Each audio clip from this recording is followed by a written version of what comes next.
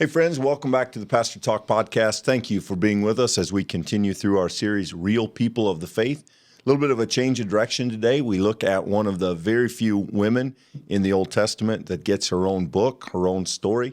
Short story, but a powerful story, has repercussions for the nation of Israel and even into the New Testament. And I think that you will enjoy hearing part of Ruth's story. Yeah, Clint, we're thrilled to have you with us in this conversation. I think you're going to find in this relatively short story, as you've already mentioned, so many beautiful themes. There's the theme of loss combined with reconciliation. There's a sense of grief that is paired with God's providential care and love. There's some arcs that go throughout Ruth's story and some other key accompanying characters that is just absolutely beautiful, I think meaningful. And then to put it in context, Ruth goes on in the story of the people of Israel to have just a significant lineage impact in the whole people. So we have here a story that's different from those that have come before, and I think that we have a refreshing change. Yeah, a fairly contextualized story. It is a story, in Israel's history. It's pre-monarchy. It's the time of the judges. And actually, to get to Ruth's story, we enter the story, the narrative, through a woman named Naomi. Naomi is an Israelite, but her husband has moved to Moab, and there her sons find women to marry from among the Moabites. And so Ruth enters this family, and then tragedy strikes. It's a decade separated, but first Naomi's husband passes away, and then about 10 years later, both of her sons pass away. And it's significant that in the telling of the story, we're told that they pass away at the same time, which means that had one of them died, the care of the mother and wife would pass to him. But the fact that they both die at the same time means that these women are helpless. They are in a culture in which being a single woman is dangerous, is lonely, is hard, particularly for Naomi as she's older and the possibility of remarrying is unlikely. And so they find themselves in an incredibly vulnerable position. And for Naomi, this hits home as the land of Moab is experiencing a famine, and she hears that there may be food available back where she was originally from. Yeah, and maybe it's worth teasing out a little bit of that background for you joining us the conversation. It's worth knowing here that the idea of marriage in these ancient contexts was such that it was not just a sort of social support or an institution by which children were raised. For women, it was literally the entire sort of protection, sustenance, caring for. In fact, in most ancient cultures, women couldn't own property. That wasn't even an option. So everything came through the marriage relationship. The woman relied entirely on that male. So when first we have Naomi's husband who dies and then her two sons die, these women who married into the Israelite family are suddenly now in a position where there's nowhere else for their care to be passed down to. And so in that moment, our story starts. This is the first 5 verses of the first chapter. Right away, we're presented with the theme of loss, the theme of loss of security, loss of provision, loss of family. And in the midst of this, we're going to see this next theme that comes out in the story. And what we learn about Naomi and Ruth is they are incredibly strong and they have faith. Yeah, and so that sets the context for really what Ruth does. Naomi decides she will return to Israel, and she tells her daughter-in-laws to return to their people. She says, you're young. There's a good chance you'll still find husbands. You can make a go of it. I have nothing to offer you. And, Michael, maybe it's because this is a book primarily populated with female characters. Maybe it is a little more sensitive to the relational aspect than sometimes stories in the scripture are. But you have right away Naomi, a woman who thinks of others, who genuinely cares about her daughter-in-laws and is seeking the best for them, while even at the same time thinking that her go is going to be rough. Her future is looking a little bleak, and she doesn't want to share that with her. So she tells them, go back. They both initially say, no, we're going with you. She pushes and she says, I insist, you have to go back. And Orpah, one of the daughter-in-laws, agrees, and they hug and they have this moment of goodbye. And then we begin to get kind of a theme that we see in Ruth, this idea of persistence or this idea of faithfulness. And Ruth says, Naomi, no, and gives us, I think, as we move into the last part of the first chapter, really poetic. I mean, listen to these words. Do not press me to leave you or to turn back from following you. Where you go, I go. Where you lodge, I will lodge. Your people will be my people. Your God will be my God. Where you die, I will die. There I will be buried. May the Lord do this and so to me, and more as well, if even death parts us from you.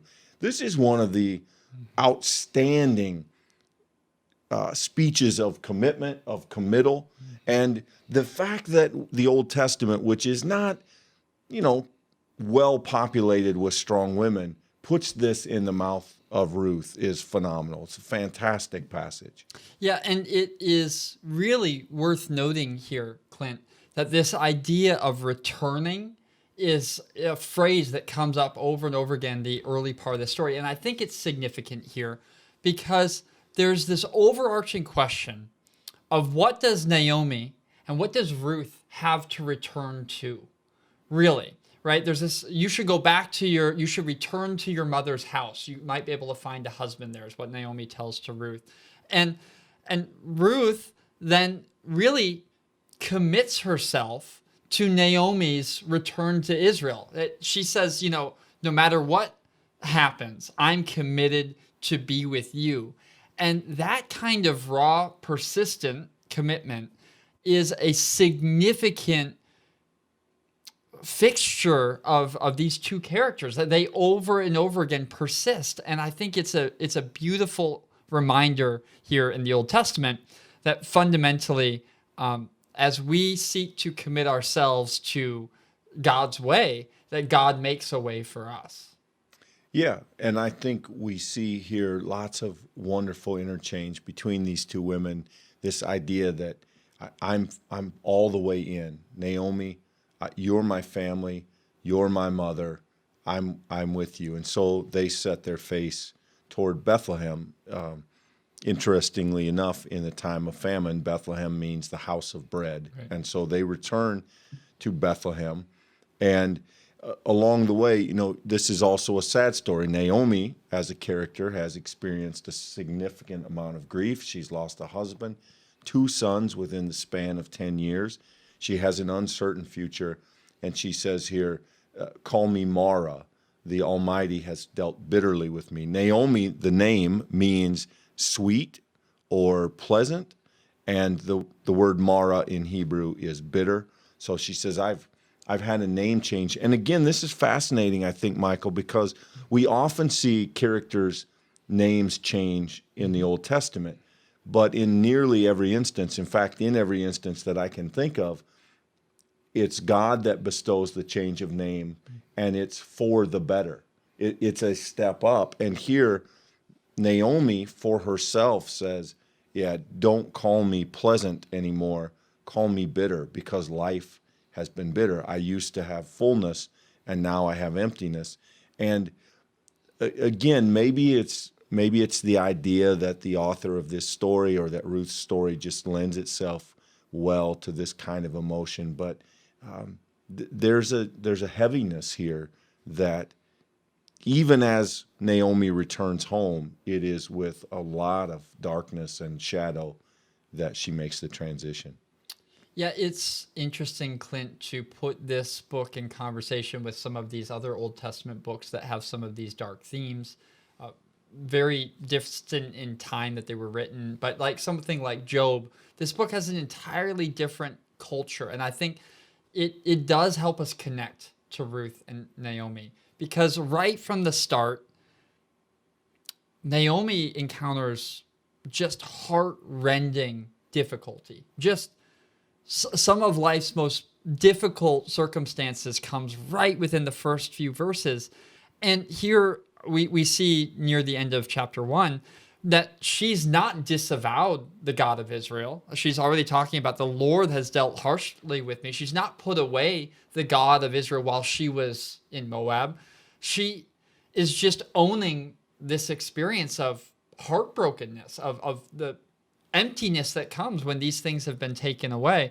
And so as she goes to return to her people, we're going to find that she's about to encounter God's provision in ways that she could have never possibly anticipated. Yeah, and as the story moves into the second chapter and the shift really focuses, the focus shifts to Ruth, it may be a good point to stop and say a few things about this story. It will sound like an obvious thing, but I think it's a subtle and important thing.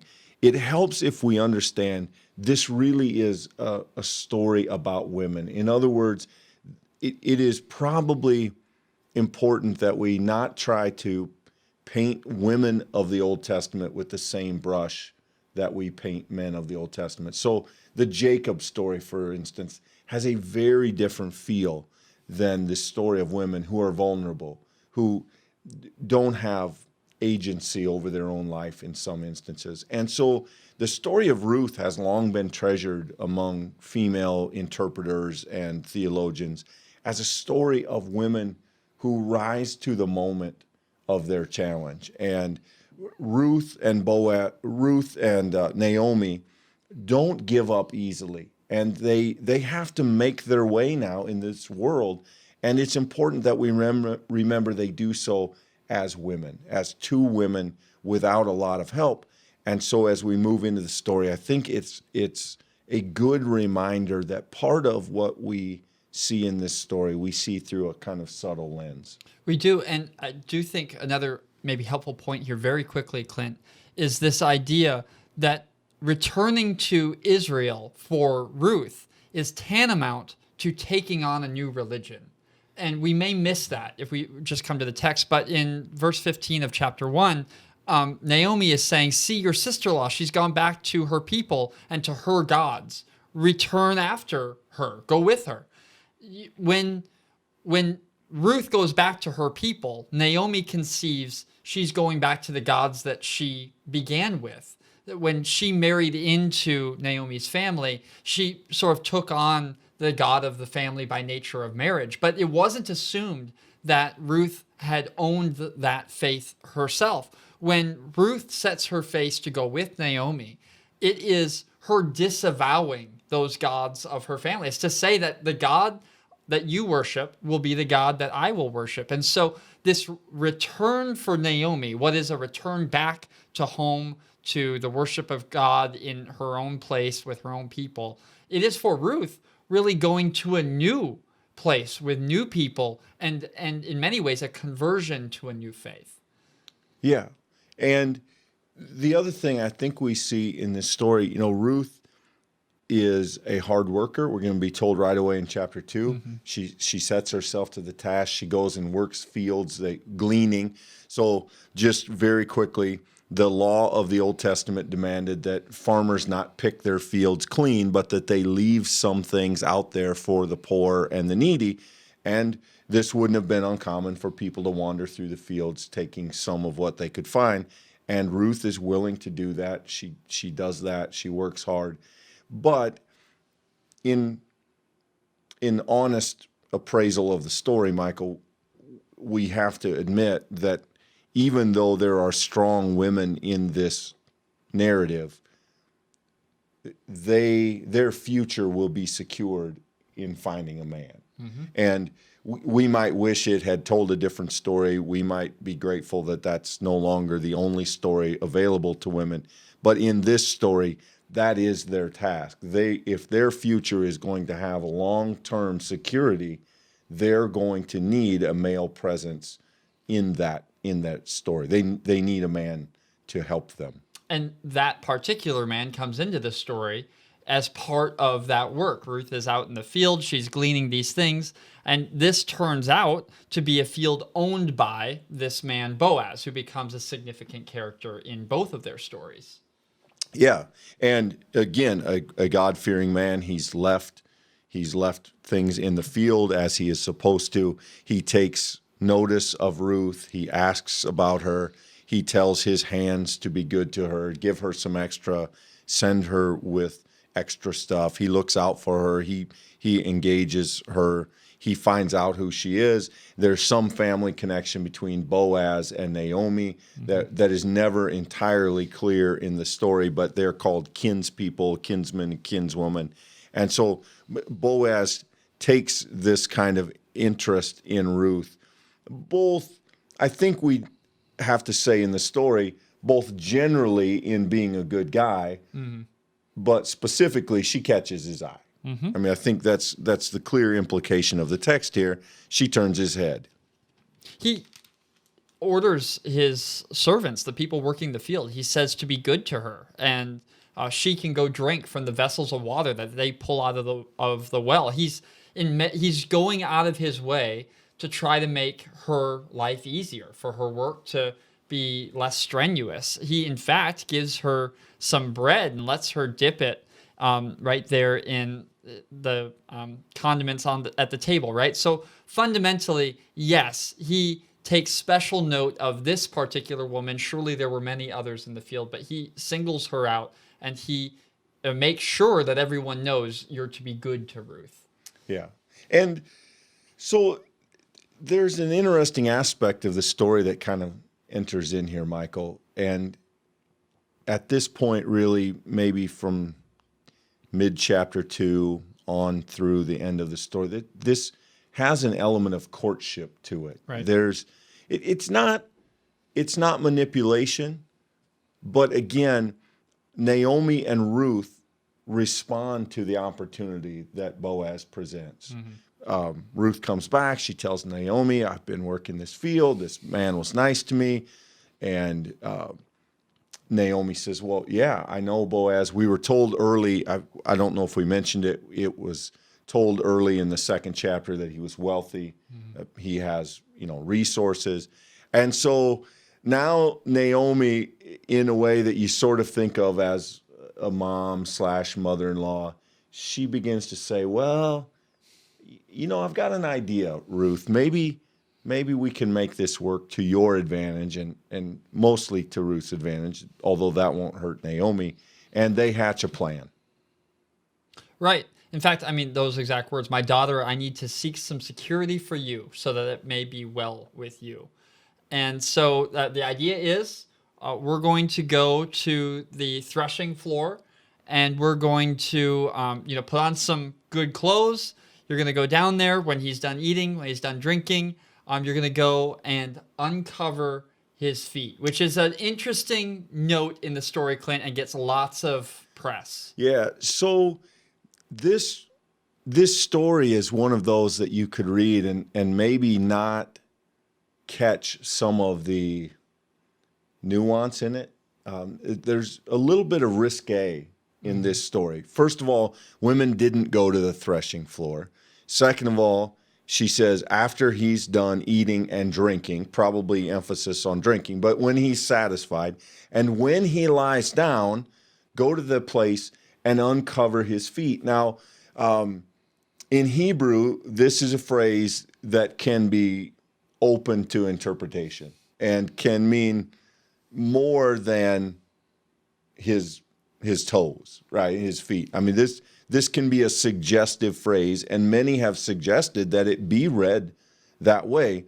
Regardless, Ruth is the one here who makes an advance on Boaz.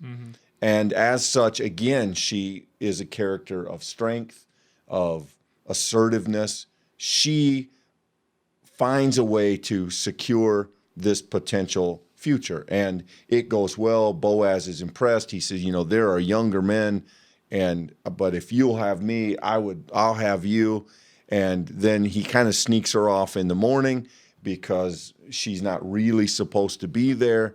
And we would think at this point kind of all is ready and the story is kind of over. But then we get this sort of strange legal twist, Michael. Yeah, right. So there is technically a person who is one step closer in the line for this kinship, this relationship between Naomi and therefore Ruth and Boaz, and that's got to be dealt with. Yeah, so let's talk about that a minute. The idea in the Old Testament is there literally is a ladder, and you have a responsibility to care for people down the ladder if you're on the top step. So if you have some distant family member that is in need, it falls to people one at a time to do that. And so there's this man.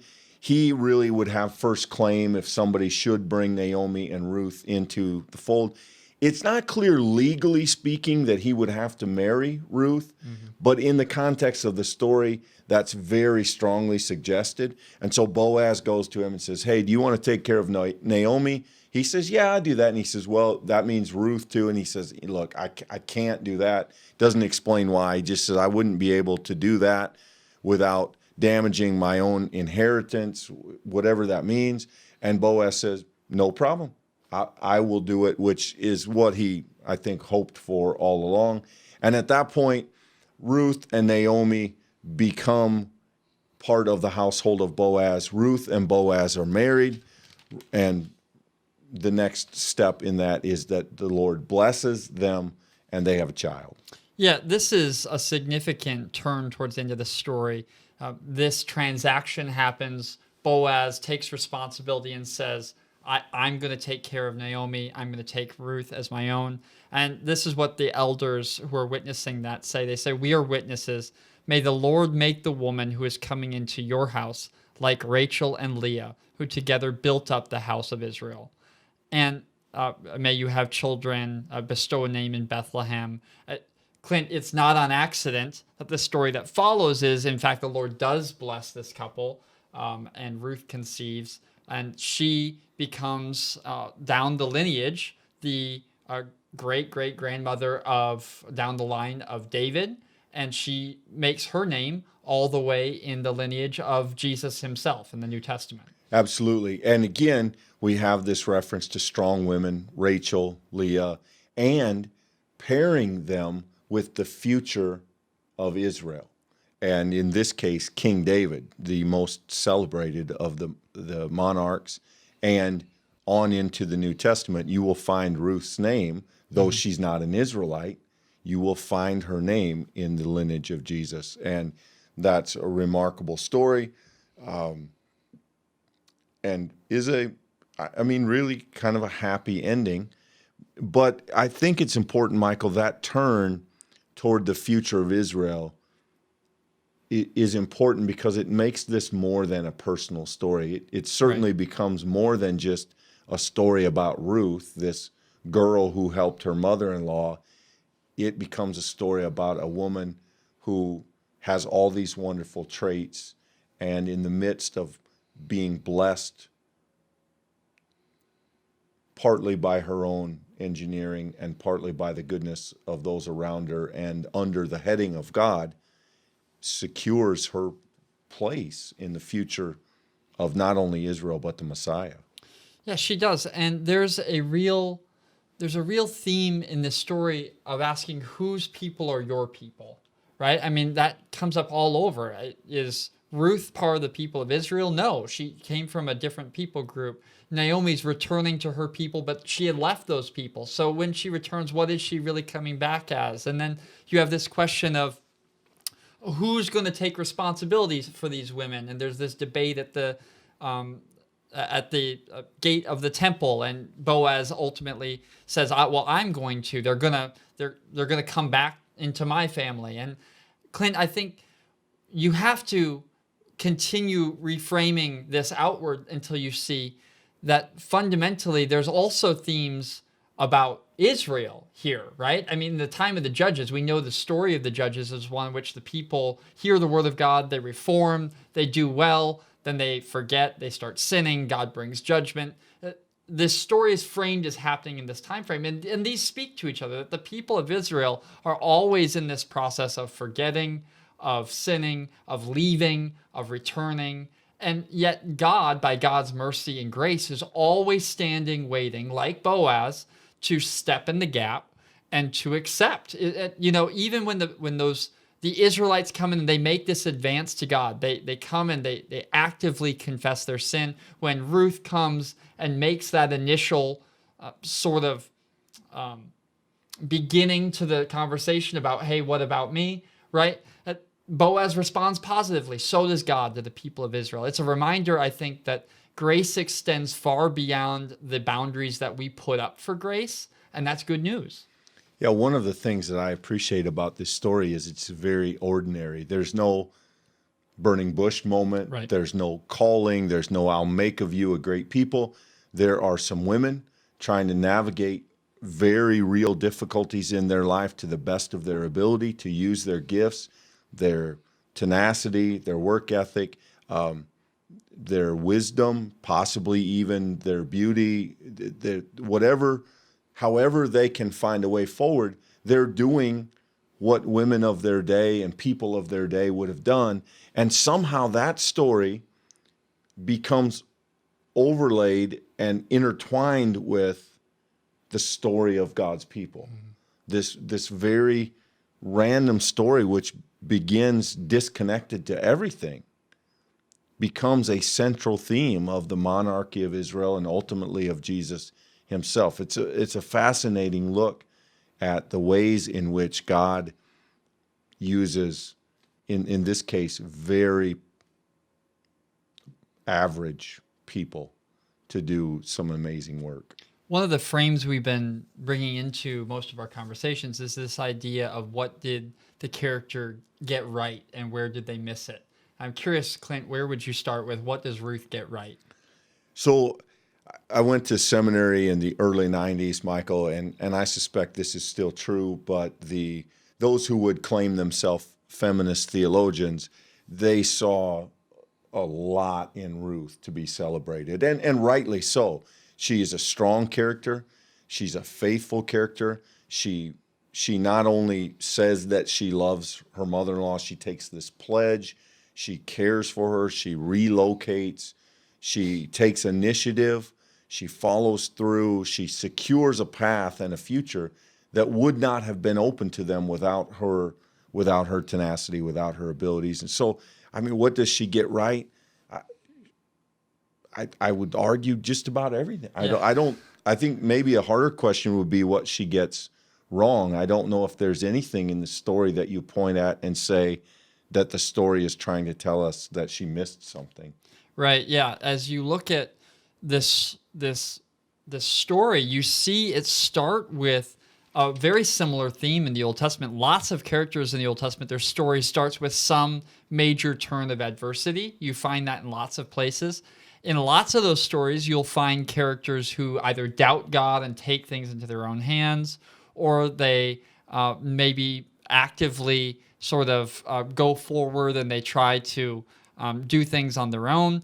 But in this story, you have women who have just amazingly horrible things beset them, and their response to it is a persistent kind of faithfulness. And in Ruth's case, a persistent kind of conversion in the midst of it. I mean, if you look at it this way, right, and you think about the God of Naomi, and you're Ruth, you think, man, Naomi, your God didn't do so well for you, right? I mean, look at all that's befallen you.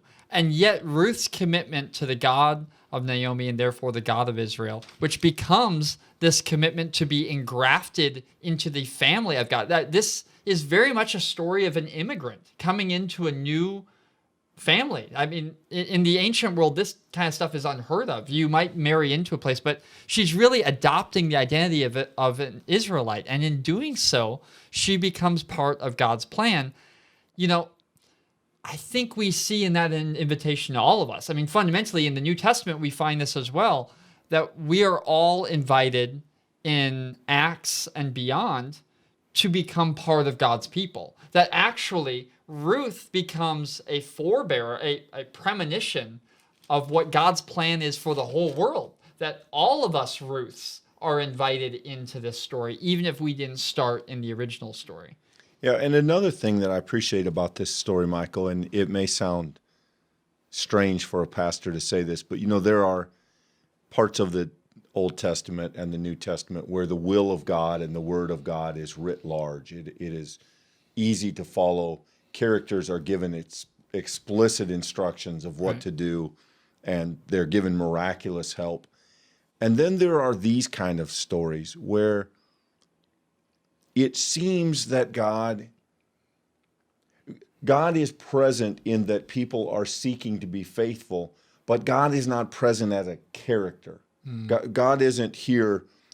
Nowhere in this book does it say this happened because God did this, or this God engineered this. This is the living out of our ordinary life. And what I appreciate about both aspects of those stories is that we have those rare and beautiful moments where the will of God is crystal clear. It shines before us, and we genuinely know what it is we are to do. However, in my experience, at least, a whole lot of our real life of faith is lived out trying to navigate the details while we're faithful to God, but maybe not in direct communication with God, or at least not as obviously hearing from God. And I appreciate a story like Ruth in which real people trying to do the right things for the right reasons still manage to find themselves wrapped up in the overall story of God and its unfolding amongst the people. Would you agree, Clint, that there's a sense in which we see in this story, in Ruth's story, a kind of faithfulness that doesn't look churchy? And this is what I mean by that. We might look in our faith lives for everything to seem and feel religious. We might want it to look like stained glass, going to church and hearing the organ, singing a song, maybe the goosebumps that happens when someone offers a beautiful anthem, or you're in a beautiful space and you feel that God is close to you. These emotional connections with God do happen throughout our life, and those are amazing gifts that we receive. But what we find in Ruth's story is not, as you said, it's not the burning bush. It's not the dream in which God speaks and there's an interpretation. It is people. And it's not just Ruth and Naomi, it's Boaz, who's good to people. I mean, he's just a businessman who is practicing his business in a generous way. And he appears to care enough about people that he's even able to see this woman gleaning in the field, right? He's not back at home with his feet up on the couch. I mean, he cares about his business, and he cares about the people who are the lost and the least. And in these small acts of kindness and generosity, of going out of your way to help another person, somehow, miraculously, God's story is being writ in those occasions. So if you find yourself today planning, a family get together through Zoom, or you're trying to find ways to just do the right thing in small ways and you're finding it hard and frustrating, that may not feel like faith. That may not feel like faithfulness. But yet, Ruth's story reminds us that it is in the common that God does the miraculous. Yeah, and I think there are a couple of good examples of that, Michael. When she makes that pledge to Naomi, she says, your God will be my God, and may the Lord. And it's important. Those are not generic words in the language. She uses the title Yahweh and Elohim, which are the words of Israel's faith. These are not she's not talking little g God and small l Lord. She is committing to the ways of Yahweh. And then after she's had this initial interaction with Boaz, and she comes home and she tells Naomi and asks, what should I do? I'm thinking of maybe trying another field. Naomi tells her, you should stick with Boaz's field because, and I'll read it here, otherwise you might be bothered in another field. Mm-hmm. In other words, when you have found someone trustworthy, don't risk that you'd be in some other field and some other man with power and influence might not have the same morals, might not have the same ethics. You could be in danger. And so even here, this story of women navigating the limitations and the vulnerabilities of their place in history, I think is this story has so many layers to it, and I think that makes it very interesting and not unusual, but certainly because it's driven by female characters, it makes it unique. I think one of the things that we find, one of those layers, Clint, comes here in the second chapter. I just find this potent question that comes in verse 10. She asks Boaz, Ruth asks Boaz, "Why have I found favor in your sight, that you should take notice of me when I'm a foreigner?" I just want to pause there. What comes next is beautiful, but before we get to it, she's naming right in that moment the elephant in the room. Why are you being kind to me when I'm not even in the group? And that is, once again, this thing that God has always commanded of the Israelites, that you are to be a people of hospitality, right? And that this is an expectation to be the people of God. And Boaz is living it out in real and meaningful ways. And as Christians seeking to live in the same faith as Ruth and Naomi, we should be inspired to do the same, to find ways that we might open our hearts, our homes, our gifts to the use of others. But Boaz's answer here is powerful. "All that you have done for your mother-in-law since the death of your husband has been fully told to me, and how you left your father and mother and your native land and came to a people that you did not know before.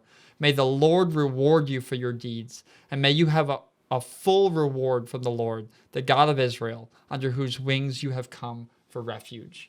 And Boaz sees himself in being a physical, a real manifestation of God's love for Ruth. I mean, there's something spiritual in this, that he's not just caring for her needs, but he sees the sacrifices she's made, and he's saying to her, "I pray that God, Yahweh, who you have proclaimed your life to, that God takes care of you, and I want to be a part of it."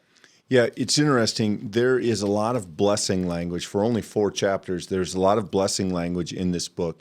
Naomi wishes blessings upon her daughter-in-laws. Then there's this passage where Boaz essentially gives a benediction or a blessing to Ruth. Then late in the book, when the child is born, before that, the men of Israel wish blessing upon Boaz and Ruth for their faithfulness. And then after the child is born, the women celebrate the blessing of Naomi now having a lineage and a line again.